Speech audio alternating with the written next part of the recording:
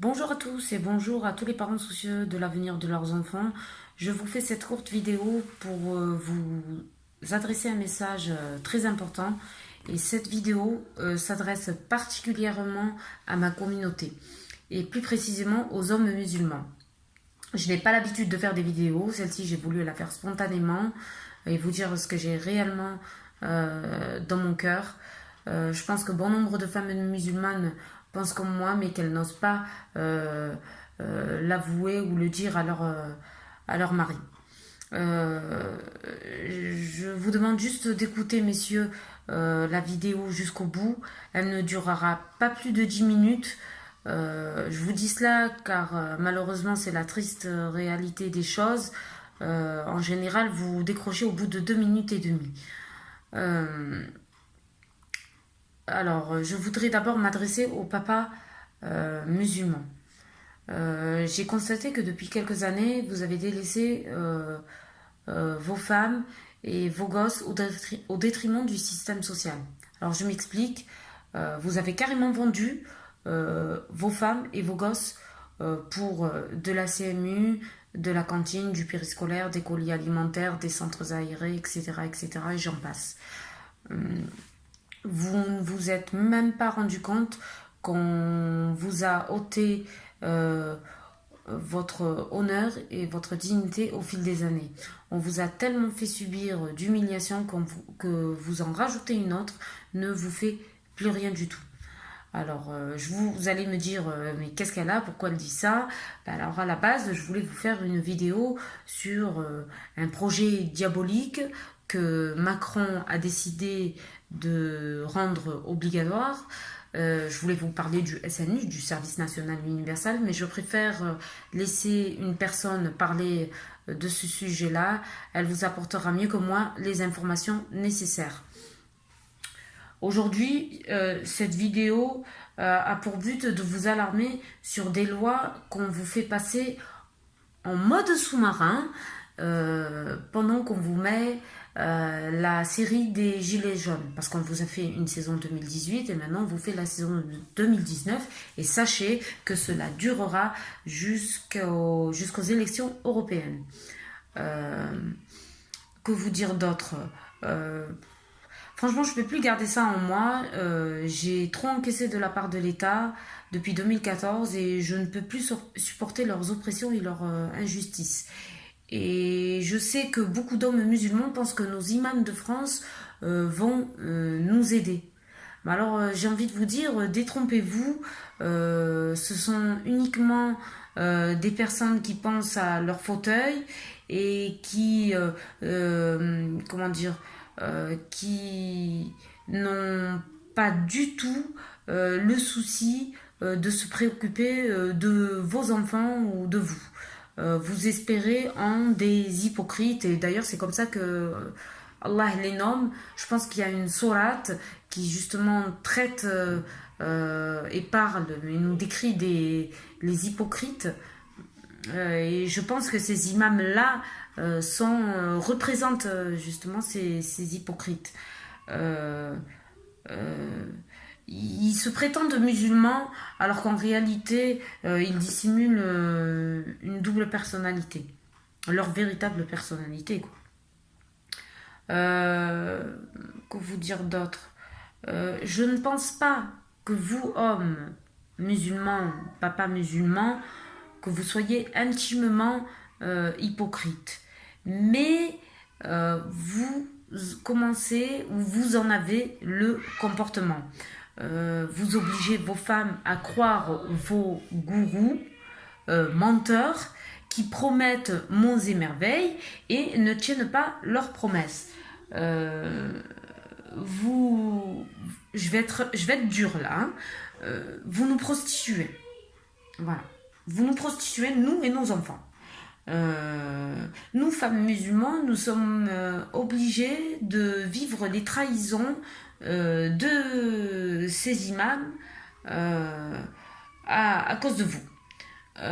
Personne ne se bat pour la cause de notre communauté.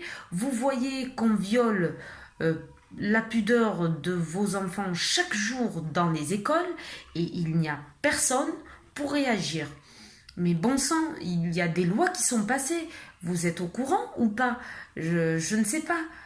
Vous arrivez bien à rester 2 heures devant une série ou à vous poster devant un ordinateur et regarder malheureusement des films pornographiques ou alors des mangas. Et une loi, ça prend 10 minutes. Hein. Et au pire, si vous ne comprenez pas, vous prenez votre dictionnaire et vous cherchez la définition du mot. Moi, des fois, ça m'arrive, je ne comprends pas. Il y a des termes juridiques que je ne comprends pas. Je prends mon dictionnaire et j'essaie de comprendre ce que cela veut dire. Il y a des lois qui sont passées. Alors, je ne sais pas si vous vous souvenez de la loi Chiappa. Après, il y en a une sur l'éducation sexuelle à l'école. Mais celle-ci date depuis 2001 ou 2003, je ne me rappelle plus. Et qui ne s'est pas appliquée et qui va malheureusement s'appliquer dans les écoles et qui est peut-être déjà appliquée dans certaines écoles. Je constate la triste réalité des choses, c'est que vous êtes tous devant vos téléviseurs comme des alcooliques. Je suis désolée de vous le dire. Vous êtes tous devant des chaînes, à manipuler vos télécommandes comme des manettes de PlayStation et, et, et à ne pas vous soucier de vos enfants. Bon, je parle pour la plupart des hommes musulmans de France.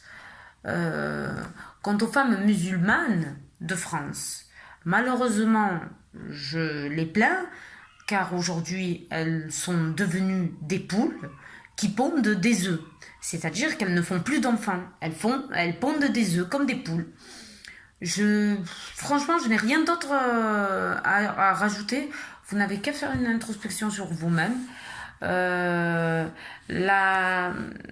seule chose que je constate, c'est que aujourd'hui, j'ai vu qu'une seule femme se battre pour nos enfants.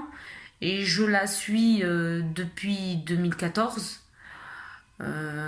Malheureusement pour elle, elle a beaucoup de problèmes avec le ministère de l'Éducation nationale parce qu'elle a osé justement nous prévenir des dangers qu'allaient subir nos enfants.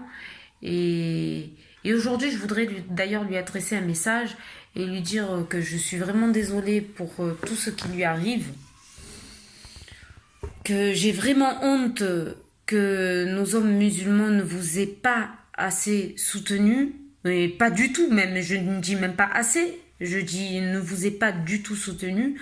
Là, je parle pas en l'occurrence des papas musulmans, je parle surtout des imams de France et des gens qui travaillent dans le culte musulman.